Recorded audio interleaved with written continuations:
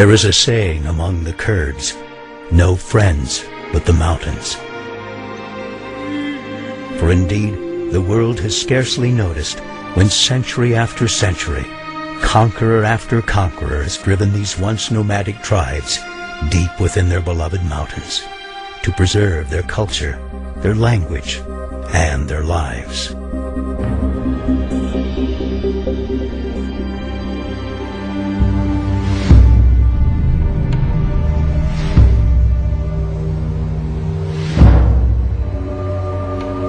Hidden in the shadows of history, resistance against repression became the Kurdish way of life, until atrocities inflicted by a dictator named Saddam Hussein sent shockwaves throughout the world, causing people of every nation to ask, who are the Kurds?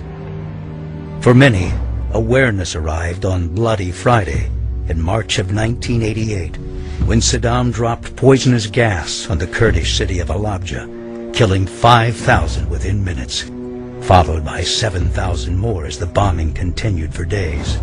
Halabja was not Saddam's only chemical attack against Iraq's Kurds. It was simply the worst, captured in all its horrific detail, making it a symbol of the atrocities committed by Saddam Hussein.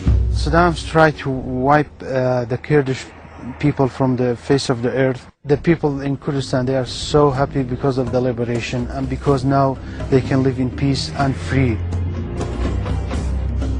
To trace the history of the Kurds, one must begin at the beginning. For it was here, in the land some believe was once the Garden of Eden, that this resilient ancient people first left their mark upon the world.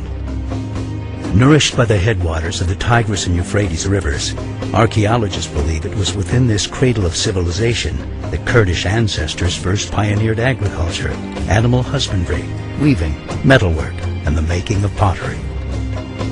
For visitors, a trip through the land of the Kurds is a trip through biblical history. The great prophets Nahum, Jonah, Habakkuk, and Daniel are all buried within the vast borders of what came to be known as Kurdistan. The city of Ahmadiyya still stands, marking the place many believed wise men, known as Magi, began their journey to follow a great star that appeared in the sky. As centuries passed, these tribes would fall to the forces of Alexander the Great at the Battle of Gaugamela, and later rise to their zenith as traders along the legendary Silk Road. In time, the Mongol hordes would make them prisoners, followed by the Ottomans, who would make them princes. But whether their occupiers were good or bad, killers or saints, the Kurds would learn to do what they must to survive. At the end of World War I, the Kurds were finally promised independence, with the dismantling of the Ottoman Empire and the creation of new nation-states. Instead, with the stroke of a pen, Kurdistan was parceled out among Turkey, Syria, Iran, and Iraq. Today, the world's 30 million Kurds, equivalent to the population of Canada, make up the largest ethnic group in existence without a recognized state of their own. We are neither Arabs nor Turks and not Persians. We are Muslims, but we are a different nation. We have our own language, our own history, and our own folklore and everything. The fact that we Kurds are a completely different ethnic group than the Arabs and the Turks and even the Persians. Because of that background and also because of all of the suffering they have seen, they have completely a different mindset. At the time when the central Iraqi regime, before the toppling of Saddam Hussein, was busy with creating weapons of mass destruction, we were busy planting trees and creating new classes at our universities and opening new departments and building centers of education for our children and for our youth. We are trying to build a nation. We are trying to improve the scientific standards of our community. We are trying to spread democracy. We are trying to teach the people how to respect each other and accept the rights of children and women in general. This country is a peaceful country. The people are very, very lovely.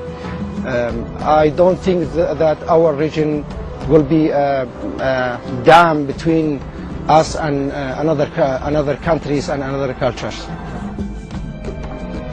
The Kurds are an ancient people who've lived their entire lives at the crossroads of the world, accustomed to living with people of many different religions.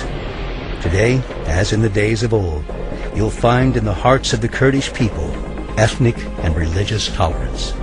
Today, for instance, in Kurdistan, you see churches beside mosques in the Kurdish cities. You know, we have Christians, we have Armenians, we have Yazidis, we have Muslims, we have Jews, we have all types of religions and ethnic groups, and we've been living together for ages. And that shows, you know, how tolerant the Kurdish people are. In the cities of Kurdistan, you'll see not only Kurds, but Arabs, Turkmen, Assyrians, Armenians, Chaldeans, Shia, Sunni, all living peacefully side by side, because this is who they are. This is how Kurdistan has always been, long before the country of Iraq ever existed.